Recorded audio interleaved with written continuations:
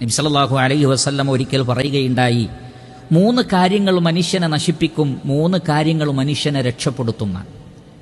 അതിൽ മനുഷ്യനെ നശിപ്പിക്കുന്ന സലാസുൻ മുഹ്ലികാത്തുൻ, 3 കാര്യങ്ങൾ മനുഷ്യനെ നശിപ്പിക്കുന്നത്. അതിൽ ഒന്ന് ശുഹ്ഹുൻ മുതാഉൻ, അനുസരിക്കപ്പെടുന്ന ഷുഹ്, ഹൃദയത്തിന്റെ പിശുക്ക്, ഹൃദയത്തിനൊരു തുറസായ അവസ്ഥയില്ലാത്ത, അത് ധനം ചെലവഴിക്കുന്നിടത്താണെങ്കിലും മനുഷ്യരോട് പെരുമാറുന്നിടത്താണെങ്കിലും ഒരു തരം റിജിഡിറ്റി, ഒരു ഇടുങ്ങിയ അവസ്ഥ, അതിനാണ് ഷുഹ് എന്ന് പറയാം. വമൻ യൂഖ ശുഹ്ഹ നഫ്സിഹി ഫൗലൈക ഹുമുൽ മുഫ്ലിഹൂൻ.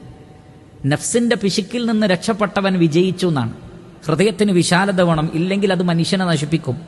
വഹവൻ മുത്തബഉൻ, പിന്തുടരപ്പെടുന്ന ദേഹേച്ഛ എന്ന് പറഞ്ഞാൽ എന്ത് ഇഷ്ടം തോന്നിയാലും അത് ശർഇൽ അനുവദിക്കപ്പെട്ടതാണോ അല്ലേ എന്ന് പരിഗണിക്കാതെ ഇഷ്ടം തോന്നിയതൊക്കെ പ്രവർത്തിക്കുക.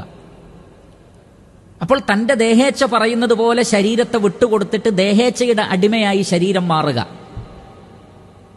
ദേഹേച്ഛയുടെ അടിമയായി ഒരു വ്യക്തി മാറുക, അത് മനുഷ്യനെ നശിപ്പിക്കും. മൂന്നാമത്തത് ഇഅജാബുൽ മർഇ ബിനഫ്സിഹി, ഒരു വ്യക്തിക്ക് തന്നെ സംബന്ധിച്ച് ഞാൻ തരക്കേടില്ലാത്തവനാണ്, ഞാൻ തന്നെയാണ് എല്ലാം എന്ന് തോന്നുക. അങ്ങനെ ഒരു വ്യക്തിക്ക് തന്നെക്കുറിച്ച് തന്നെ മതിപ്പ് തോന്നിയാൽ അത് പിന്നീട് ആ വ്യക്തിയെ നശിപ്പിച്ചു കളയുന്നതാണ്.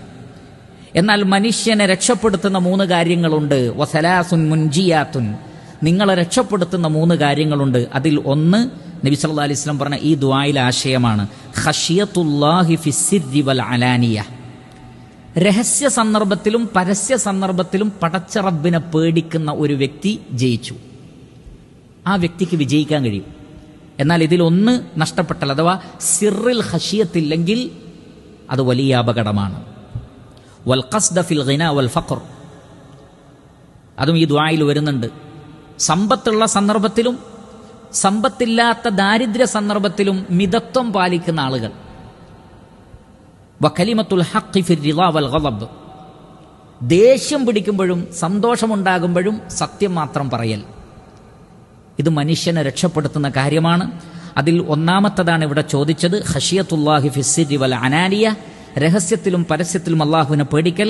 അതാണ് അല്ലാഹുമ്മ വഅസ്അലുക ഖശിയതക ഫിൽ ഗൈബി വശഹാദ, അല്ലാഹുവേ രഹസ്യത്തിലും പരസ്യത്തിലും നിന്നെ ഭയപ്പെടുന്ന ഒരു അവസ്ഥ ഞാൻ നിന്നോട് ചോദിക്കുന്നു.